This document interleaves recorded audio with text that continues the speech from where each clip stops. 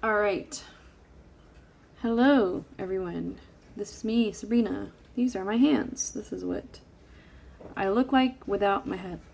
So today we'll be learning how to splice film together.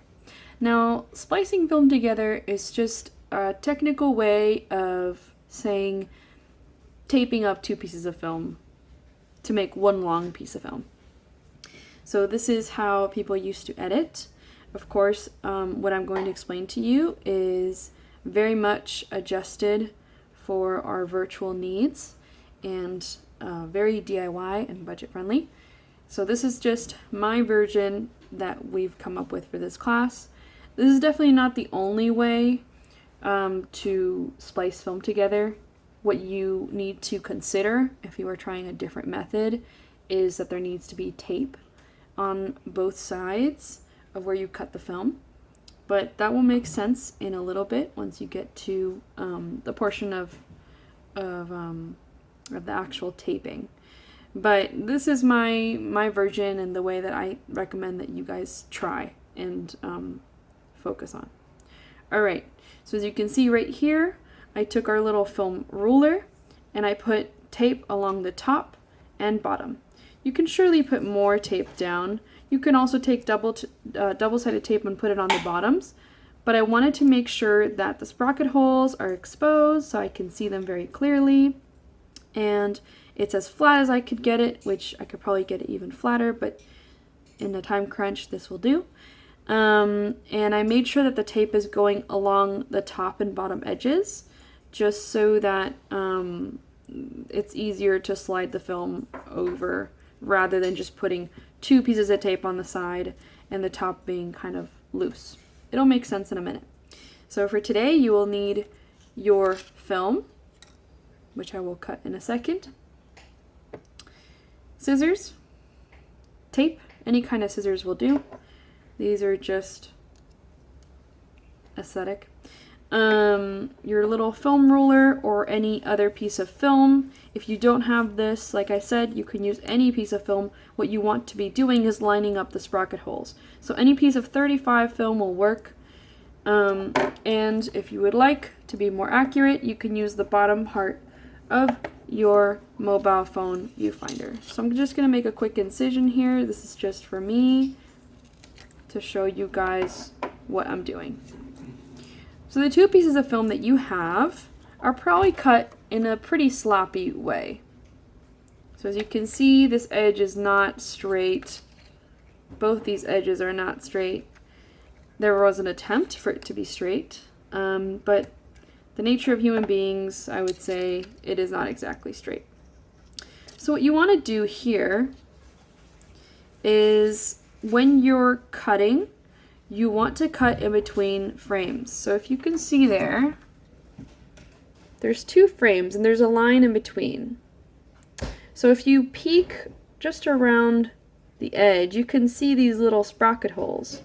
So the edge of the frame is going to be in between two sprocket holes. So you want to be accurate when you're cutting this. You can kind of see it here.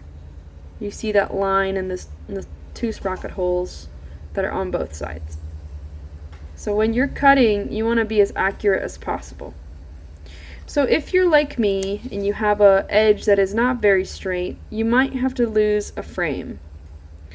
You can always wing it and try to cut just in a straight line over what's already there, especially if you see the edge of another frame, like in this one. You see the little bottom edge of another frame. You just want to make sure that you're cutting exactly at that line or as close as you can get it. So we're going to do that right now.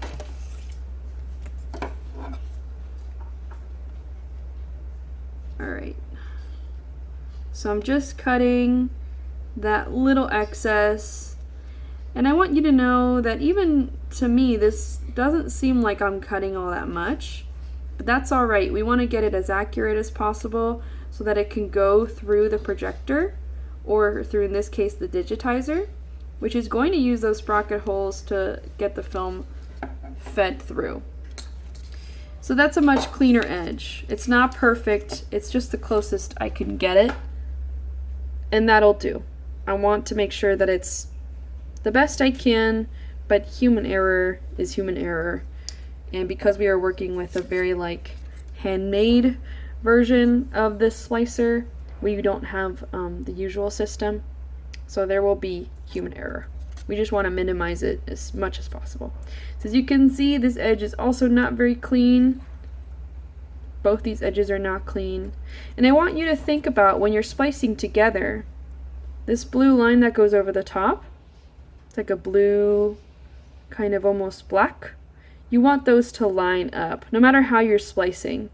You want this to be on the same side. Now, as I said before, there's also a side of this that is not an emulsion. So there's the acetate plastic back and the emulsion top. And like I said, if you wanted to check which side is which, you take a sharp object and you just scrape off some of the film. And as you can see, a little better there. That little hole through the emulsion, that's the emulsion side. So make sure you're taping the emulsion side on the top, the emulsion side on the top on both sides, and lining up that blue and almost black line. So I'm going to tidy that up. Looking through here, through the viewfinder, there's a big chunk that I need to cut off. I'm going to use the viewfinder to get a better idea. I'm going to take a piece of tape. Make sure you use the tape that's included in your kit. Not that you can't use any other tape, but it's just kind of ideal to use this one. Now, the length of tape you want to use is at least double the width of the film because we're going to roll it over.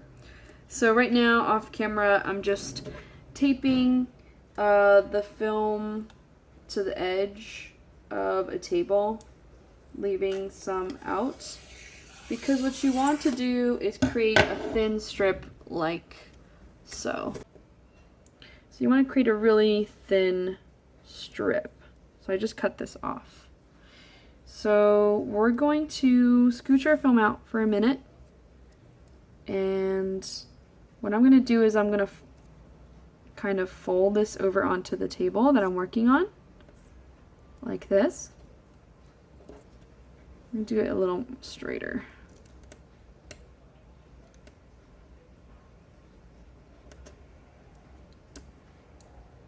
Alright, it's a little better. Doesn't have to be perfect, but what you're going to do is you're going to now line up your sprocket holes with this bottom. And what you're going to try to do is not cover any sprocket holes with tape. So you're trying to get that literally to line up with the bottom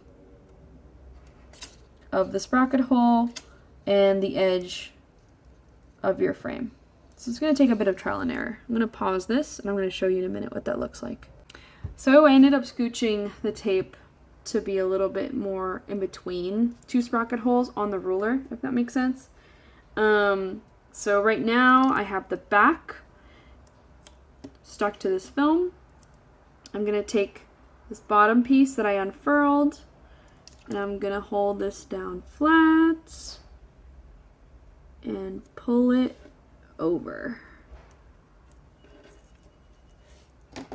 Now at the top I'm just going to cut, make sure not to cut any of the film, just cut the very top off.